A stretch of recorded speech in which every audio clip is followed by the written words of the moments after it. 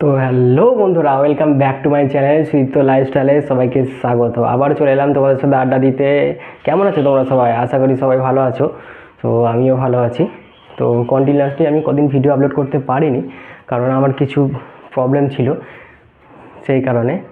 তো আজকে আবার একটা নতুন ভিডিও নিয়ে তোমাদের সামনে চলে এলাম। আমার এই গেট আপ দেখে তোমরা সব বুঝতেই পারছো কোথায় বেরিয়েছে। এটা আমার বাড়ি।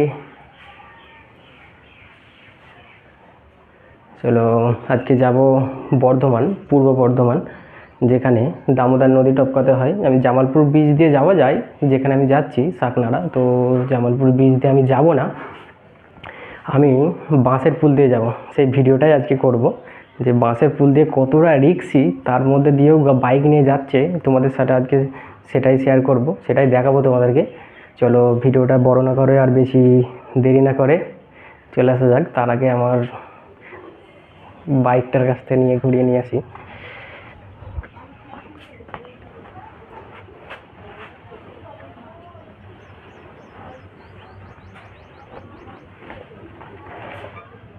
তো আমিও পুরোপুরিভাবে রেডি হয়ে গেছি, পাসটা শুধু ঘর থেকে নেবো, ব্যাস তারপরে রেডি।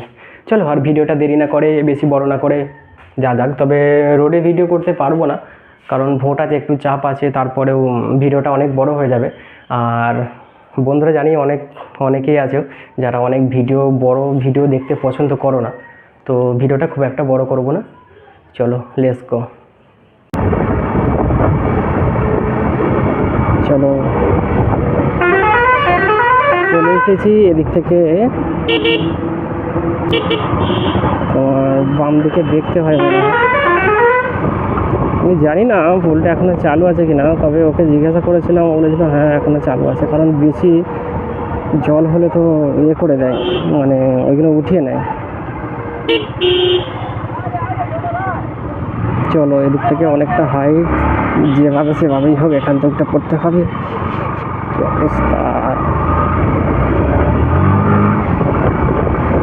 ওইদিকেও একটা ঘাট আছে এই মানে সামনে, আমি ঠিক নামগুলো বলতে পারবো না একটা, তবে একটা এদিকে একটা বাঁশের পুল আছে, এর নাম জোর শ্রীরাম না জোর দক্ষিণ বলতে পারবো না, তবে দুটো ঘাট। তো আমি এটা দিয়ে যাব না, ওখান দিয়ে ওই সামনের যে বাঁশের পুলটা দিয়ে গেলে আমার সুবিধা হবে।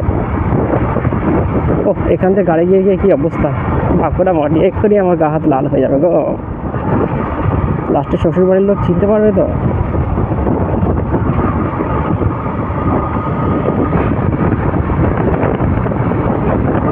চলো ওই পুলটা দিয়ে গেলাম না, ওটাও বাঁশের পুল, ওর হাইটটা একটু কম, এর হাইটটা একটু বেশি।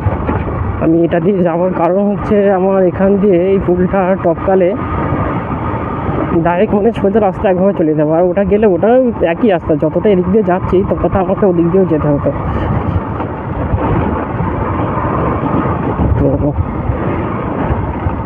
তো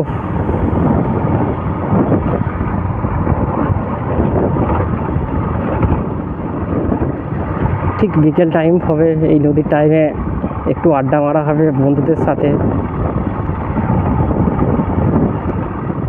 তাই না? তাহলে ব্যাপারটা আবার এই ওয়েদার জমে যাবে।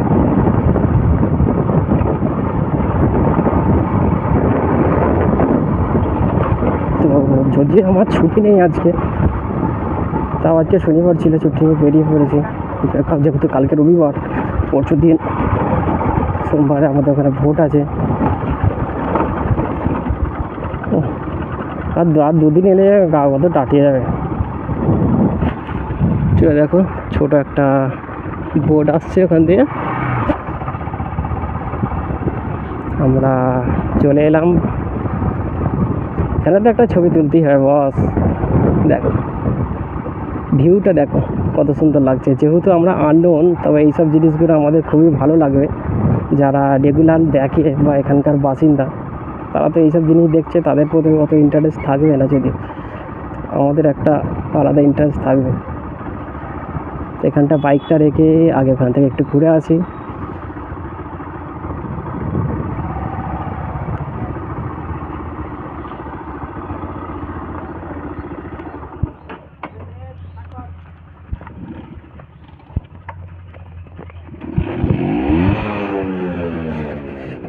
আচ্ছা এখানে আগে অত উড়ান ব্যাপার ছিল না, এখন অনেক চেঞ্জ করে দিয়েছে দেখছি।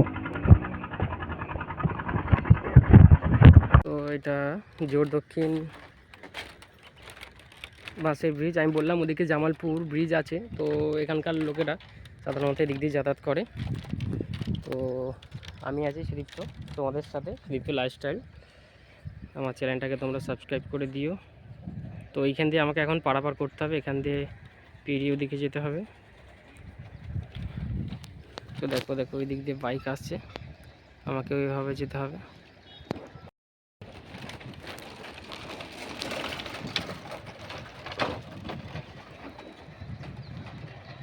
এইভাবেই বাইক সাইকেল সবই যাতায়াত করে এখান দিয়ে। যাওয়ার সময় অবশ্যই এটা কাঁপছে। কেন্দ্রের একটা বাইক আসছে, টোটোও যায় নাকি এদিক দিয়ে জানি না অবশ্য। আমি তখন এটা ছিল না দিদির পাশে, এখন এটা করে দিয়েছে। না না, এখান থেকে টোটোও যায় মনে হয়।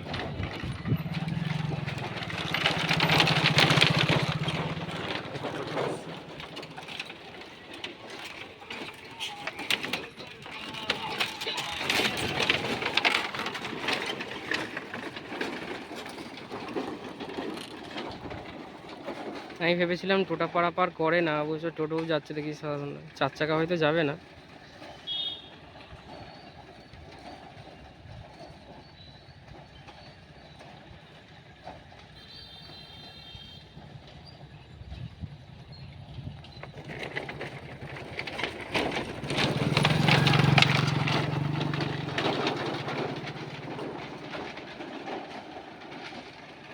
সবাই যেভাবে পারাপার করছে আমাকেও সেভাবে যেতে হবে। এখান থেকে গেলে অনেকটা শর্টকাট, আমাকে অতটা ঘুরতে হবে না।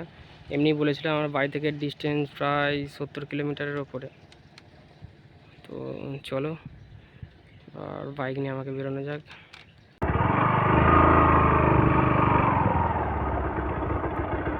একটু রিক্সি,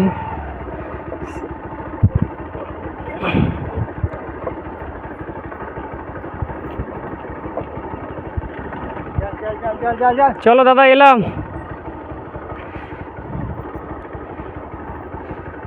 দেখছো কিভাবে রিক্স নিয়ে এদিক দিয়ে পার হতে হয়। তবে এখানকার মানুষের অভ্যাস আছে, আমার যদিও বাইক নিয়ে অভ্যাস নেই। চলো তোমাদের জন্য, কিন্তু যতটা কাছে ভাবছি কিন্তু ততটা কাছে নয়, অনেকটা যেতে হবে। মাঝখানে আবার গ্যাপ আছে ভাই। এরপরে যারা এদিক দিয়ে আসবে, যারা এখান দিয়ে যাতায়াত করো, তারা খুব সাবধানে যাতায়াত করো, কারণ একটুখানি সময়ের জন্য খুব রিস্ক নিয়ে এই রাস্তায় যেও না। তবে আশা করি যারা সাইকেল আসে তাদের কোনো অসুবিধা হবে না। যারা বাইকে আসো তারা একটু সাবধানের সাথে যেও, যারা টোটো নিয়ে যাচ্ছ তারা খুব সাবধানে যাবে। তো আমি এখন হেলমেট আমার ফোনটা এদিক ওদিক ঘোরাতে পারবো না, কারণ চলো তবু একটুখানি তোমাদের জন্য দাঁড়ানোই যায়। দেখো ওদিক দিয়ে একটা নৌকা আসছে, কত এই বাঁশের উপরে যেখানে দেখতে পাচ্ছি এখানে সব পাখি। কিন্তু ওইদিকে এতটা পথ পেরিয়ে এলাম, ওদিকে দামোদরটা অনেকটাই চওড়া। যখন বর্ষাকাল হয়, ভরা কোটাল, তখন কিন্তু খুবই ভয়ানক ব্যাপার হয় যে আশপাশের গ্রামগুলো ভয়ে এখান থেকে গ্রাম ছাড়া হয়ে যায়।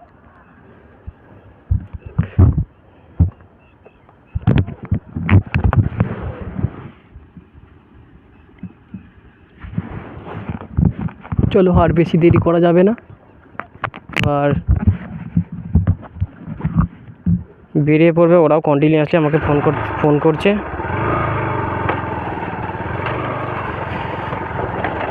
চলো, আবার যদি কোনো সময় ঘুরতে আসি এর জন্য আলাদা একটা ভিডিও আমি করব। দেখো দাদা ভাই নৌকা নিয়ে হয়তো, কি দাদা মাছ ধরছো নাকি? মাছ ধরছো নাকি? চলো আর একটা বাইক আসছে, ওকে সাইড দিয়ে দিই। দাদা বললো মাছ ধরছি। চলো এখন দাঁড়ানোর সময় নাই, চলো এইভাবেই পার হয়ে যায়। যদি অন্য টাইমে আসি তো এর জন্য আলাদা একটা শুধুমাত্র এই ব্রিজটার এই নদীর আশপাশের একটা ভিডিও করব। দেখছো মাঝখানে কতটা করে ফাঁক।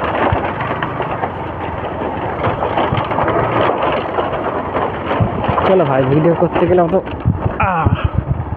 টপকে এলাম। এখানে হয়তো ওরা খুচরো কিছু টাকা নেয় যতদূর জানি।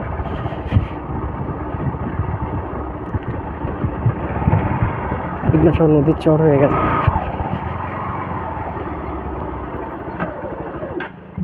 কত কাকু? এই তো একাই।